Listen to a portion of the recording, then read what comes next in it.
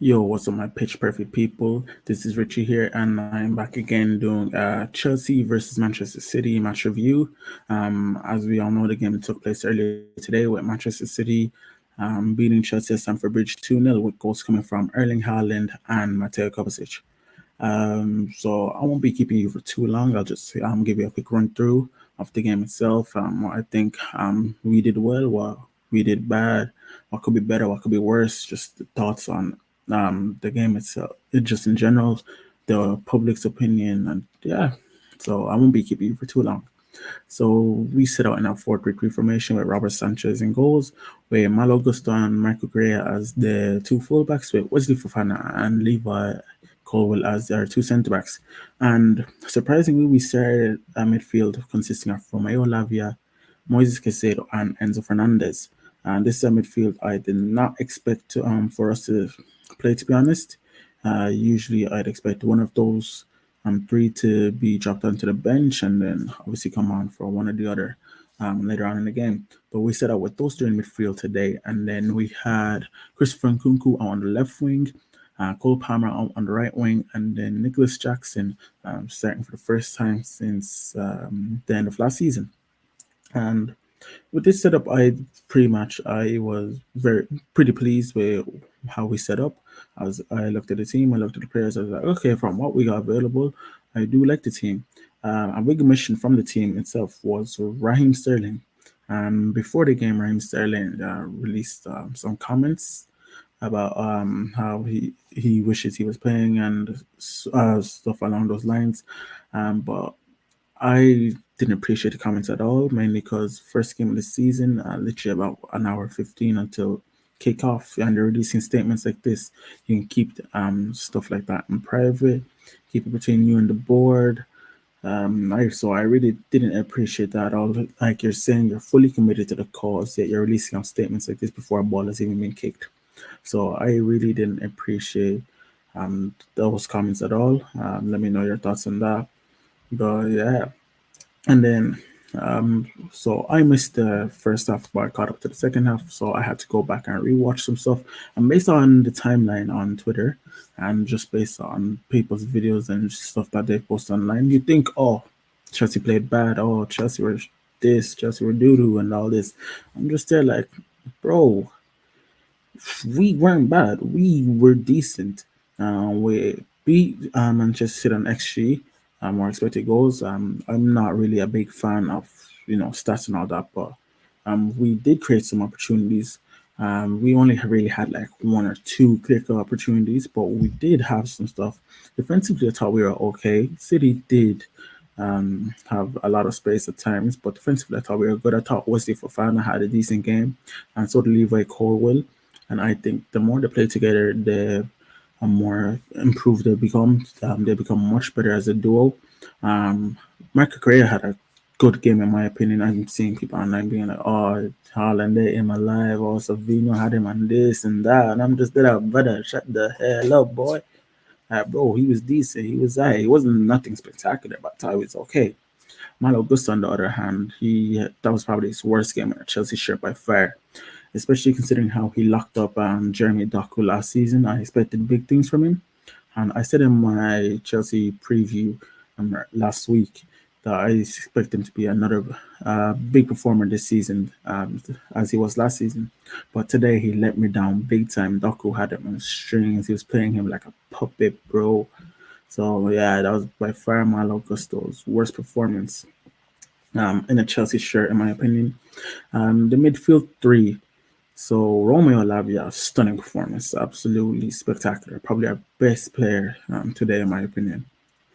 This guy's gonna be so good for us. Trust me, man. The potential's insane. Sky's the limit. And then you have Casado and Enzo Fernandez. So Casado just done Casado things, he's going to be under the radar. I thought he was decent. Enzo Fernandez, on the other hand, I'm a big Enzo Fernandez fan, but he had a mediocre game, in my opinion. I don't know what Enzo Maresca had in mind with Enzo and Fernandez, because Enzo was playing a bit more higher up, similar as he was under Marcelo Pochettino. And as I've said many times before, whether online or on camera, I don't like Enzo Fernandez being a higher spot. I prefer him being sitting deeper, dictating play, being like a deep lane playmaker, Tony Cruz type of player. So having him near the box, near to our striker, definitely wasn't my type of player. I was hoping he was playing a similar role as he was during the Real Madrid the Inter Milan preseason friendlies, where he was still in that eight position, but still getting on the ball, still getting his touches, still dictating play. But he wasn't that today, and a few of his touches he had a chance in the box earlier in the first half where his touch was abysmal and we lost possession, a chance there. So Enzo Fernandez wasn't really great. Then we had Christopher Nkunku on the left, and I don't think Christopher Nkunku on the left is gonna work. I don't think he should be near the left at all unless we're playing a conference game or missing numbers. To be honest, because in Mercy's system, the wingers are the most important players by far. They have to do everything. Wingers are going to get lots of one-on-one opportunities. They're going to have to create themselves. They're going to have to try to score themselves. They're going to be the main focal point. Usually in teams, your number 10 or your right centimeter, left centimeter, etc. will be your main focal points. But in Mercy's system, the wingers are key. So and Christopher Nkunku did not capitalize as the winger. But when Pedro Neto came on, I thought he was a bright spark. He looked to be create stuff. He had a nice little piece of play where he took Rico Lewis down to the sideline and clipped the ball in. And from that, we created a chance with Nico Jackson, who should have bagged, by the way. And I'm going to get to Nico Jackson now in a few moments now. But yeah, when Neto came on, I thought he definitely shone instead of Christopher Nkunku. Christopher Nkunku, in my opinion, should either be a number 9 or number 10. And in my opinion, number 10 is definitely his main role from now on. As number 10, he'll have that freedom. He can get on the ball or he can just roam into space, become that second striker, become that poacher that we know Christopher Nkunku is very good at being. So I definitely do not want to see him on the wing a lot this season. I hope he does stay being a second striker or the striker itself. Speaking of striker, as I said mentioned earlier, Nicholas Jackson. Nicholas Jackson, I do rate Nicholas Jackson. He has some amazing attributes. He's great on the ball. He's great dribbling. His shoulder plays elite. He's quick. He's good game IQ as well. But when in front of goal, we all know Nicholas Jackson is lacking that killer instinct, and he also lacks that movement. There was a time when not Malo Gusto, was Enzo Fernandez, I think it was, who played a nice ball directly in front of 6 yard box, and Nico Jackson's just not there. And Nico Jackson is a player that does love drifting out wide or does love dropping in deep. He's not really a focal point that we can build on. And that's why I was never against the Samuel Maradian deal until it fell through there a few days ago. And that's why I see why we're going in for Victor Osimhen. As much as I don't rate the Victor Osimhen deal, mainly because of the money involved, the wages, and just he has a few risks here and there compared to Sam, who's younger, who we can develop, and is still built a similar profile, and his age is better. The transfer fee is better. But I can see why we're going for Victor Osimhen because he's a player that will be the focal point. He has a killer instinct. He has that predator in him where he'll arrive across the 6 yard box. He'll look to get on the end of things. He'll be that poacher. He'll be there for the rebounds. And that's what Nicholas Jackson does lack. He lacks that hunger in front of goal. And yes, he did score 14 goals last season, but he could have gone himself an easy 20, to be honest. So this is something Nicholas Jackson does need to work on. And hopefully we do get a striker in, whether it's Oshiman or whether it's Victor Gyökeres, who is my number one option. I don't mind, but we do need to definitely bring in another striker. And get on to Cole Palmer now. Cole Palmer definitely needs to catch up to match fitness wise. I thought he was very lackluster today. I'm seeing lots of people on Twitter, mainly Arsenal fans, know that because of the Foden, Saka, Palmer debate that's going on right now, being like, oh, Palmer can't do this because he's more preoccupied now because players are going to be double teaming and triple teaming. I'm like, Saka, I'm there like, bro, Palmer will do his thing this season again. May not score as much goals or maybe not get as much assists, but he's still going to be integral. He's easily our best player. And just because he wasn't a match winner today or very pivotal in the game itself, I think he'll still have a very impactful season for us this season. He just needs to build on that match fitness, just get involved in Merska's system again because he didn't have a preseason. We got to remember he played in the Euros for England and they reached the final, so he needed a break. So I'm not really too fussed on that, to be honest. I do want to talk about Robert Sanchez as well. Robert Sanchez was, I've never hated the guy to be honest, and I'm surprised he's still at the club to be honest. I can't believe we forked out 23 mil or something along those lines for him. He's a very mediocre goalkeeper, both on the ball and in terms of shot stopping. That Mateo Kovacic goal should never have gone in. He got a full hand onto it and still couldn't keep it out. I hope Philip Jorgensen does say against Servette in the Conference League qualifiers on Thursday. I do want to see minutes. I want to see how he's going to feel on the ball, playing in Maresca's system, how his vision is, and hopefully we get a nice view of his shot stopping. Because based on the compilations we've seen, he does seem to parry it a lot, but he does seem to get up quick as well for the second ball. So I do hope we do see Jorgensen, because Robert Sanchez is not a pleasing figure to having goals as your number one. The atmosphere of the game, the fans itself, whether it was the refs or the players, the fans just, it's very poor. Our away fans are phenomenal. They're one of the best in the league, but when it comes to home, it's just very underwhelming. How are the players meant to feel passionate and keep on going? They need the momentum. They need someone to drive them. The fans are meant to be the tough man, but to be honest, the fans might as well just not be there at this point when it comes to Stamford Bridge, because the players just seem to just not play great. The players just seem to fall in this like pattern where it's like, oh, why should I play for you when you guys are doing this, when you guys are doing that, just because we're passing? The fans need to understand Maresca's system. Yes, it's about passing and all that. And the system is mainly we're gonna have to create opportunities. We're gonna try carve open our own chances. But then you have fans being like, "Oh, shoot from like 30, 40 years, bro. That's not how we play. That's not how football is now. Football's moved past what it was 10, 15 years ago. It's about creating your own chances now. And I think that fans need to understand that and need to get adapted to it. Similar to how we had to adapt to Maurizio Sarri's system back in the 2018-19 season. So yeah, so atmosphere needs to improve, especially for the Servette game, for the qualifiers. We need the players supporting. We need the fans, sorry, supporting the players to a high standard. And I want to talk about our passage of play. Our passage play was pretty decent today, to be honest.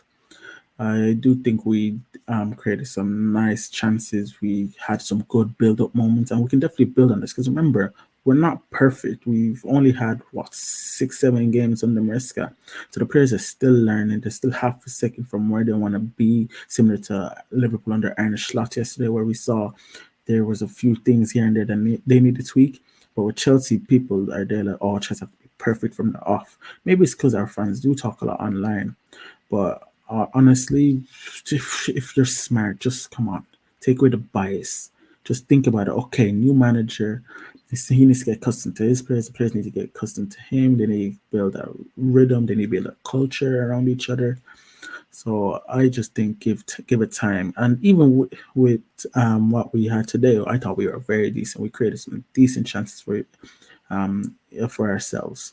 So yeah, we just need to keep on going, keep building it up. You got to use the Servette game as a platform to build on and start building on momentum. Social media point scoring.